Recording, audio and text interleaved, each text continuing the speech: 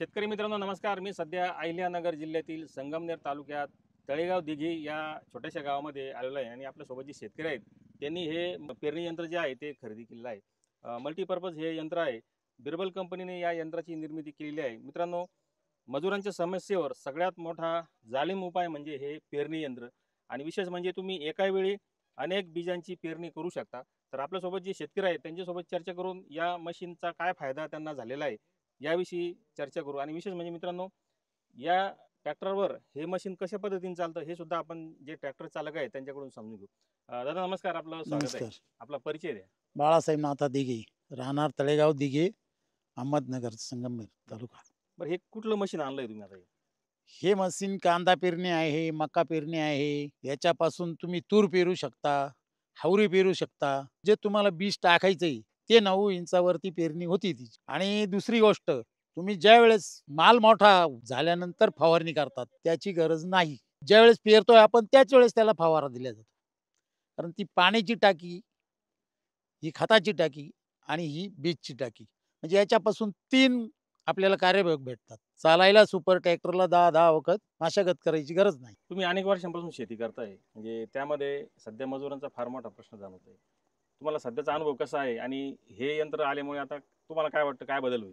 बदल त्याचा असा आहे, खुरपणी करायची गरज नाही. फवारा लगेच आहे आणि खत पण आपल्याला लगेच टाकायचंय. मजुराची गरजच नाही ना. तुमचे मजूर असतात. पेरणी झाल्याच्या नंतर पीक मोठं आल्यावर गवत उगतं, नंतर मग आपण फवारणीला माणसं पाहणार किंवा खुरपणीला माणसं पाहणार. आज ₹300 महिला रोज घेती. खुरपणीला माणसं कुठे मिळतात? मग हे त्याची गरज आहे म्हणून ते मशीन आम्ही अलोबेत घेतलंय. आता याच्यामध्ये बरेच खाणी दिसत आहे आपल्याला, तर हे आंतरपिकासाठी सुद्धा याचा फायदा होऊ शकतो का? होऊ शकतो ना. जे करायचं नाही आपल्याला, 9 दुनी 18 इंचावर जर घेतलं, तर एक जुगाडा बंद करायचा त्याचा. त्याचं बीज टाकायचं नाही. नंतर हे 9 फणे, तर आपल्याला 4 फण्यावर त्याला आंतरपीक 18 इंचावर घेऊ शकतो आपण. आपल्याला वाटलं 18 इंचावर सोयाबीन पेरायची तर मधलं एक बंद करून टाकायचं. हे 9 इंचचं अंतर आहे. एक एक एकात बी टाकायचं. 4च टाकायची. 4च 9 टाकायचे. च्या ऐवजी 4 टाकायची. 18 इंची तुमचा बरोबर होणार. आंतरव्यवहार पीक घेऊ शकतो आपण. तूर घेऊ शकतो, सोयाबीन घेऊ शकतो. मका तर ही दाटच लागते.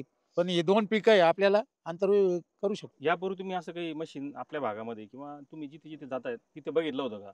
आणि जर बघितलं असेल तर काय अनुभव आला तुम्हाला? असं शेतीमध्ये हे सक्सेस होतं का मशीन? नव्हतंच. फवारणीचं नव्हतं किंवा बी डबल आणि खतं साध्या मशिनरी होत्या. फक्त खत आणि पेरणी, बीज पेरायचं एवढ्या 2च पेट्या होत्या. ही सुविधा नव्हती. म्हणजे आता हे मशीन तुम्ही पहिल्यांदाच बघितलं. हो, पहिल्यांदाच बघितलं. तर तुम्ही हे मशीन पहिल्यांदा कुठे बघितलं होतं? पंजाबवर हे लाईव्हवर बघितलं होतं आम्ही पंजाबमध्ये.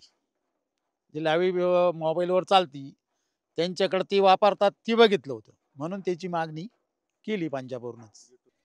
तुम्ही हे मशीन पहिल्यांदा घेतलं, तुमच्या मनामध्ये अनेक प्रश्न असतील की बाबा हे चालणार की नाही चालणार, किती HP ट्रॅक्टर पाहिजे, शेतीमध्ये कसं काम करतं. त्यानंतर तुम्ही काय निर्णय घेतला होता? त्यानंतर निर्णय असा घेतला, पंजाबवरून ते जे मालक त्या कंपनीचे ते आमच्याकडं आले. आम्हाला सांगितलं त्यांनी. आम्ही स्वतः येऊन त्याची ट्रायल देतो, डेमो करतो. मग तुम्ही घ्या. मग आम्हाला त्यांनी डेमो केला. स्वतः ते मालक इथं आले. शेतीत त्यांनी स्वतः ट्रॅक्टर घेऊन चालवून दाखवलं. त्यानंतर आम्हाला त्याची गॅरंटी आली की हे मशीन चालतंय. मग त्यापुढे आम्ही घेतलं. मित्रांनो, आपल्यासोबत ट्रॅक्टर चालक सुद्धा आहेत. त्यांनी या ट्रॅक्टरला हे मशीन लावून ती पेरणी केलेली आहे. त्यांच्यासोबत आपण चर्चा करू आणि त्यांचा काय अनुभव होता ते सुद्धा समजून घेऊ. अनुभव एकदा जोडून बघितलं होतं. ओढवतं का नाही हेच पाहिलं होतं अगोदर. ते मोकळं चालतंय. त्याला काहीच अडचण नाही. 39 एचपीचं ट्रॅक्टर आहे. मला वाटलं याला 50 एचपीचं ट्रॅक्टर लागेल. पण काही गरज नाही याला 50 एचपीची. याच्यात आपण अजून 7 फणाचं जरी घेतलं तरी या ट्रॅक्टरला योग्य राहील. हे मशीन 50 एचपीच्याला 48 एचपीच्याला जोडलं तरी योग्य राहील. पण पेरणीसाठी हे मशीन योग्य आहे. फवारा, खताला माणूस नको, फवाऱ्याला टाकी आहे, योग्य आहे. धन्यवाद.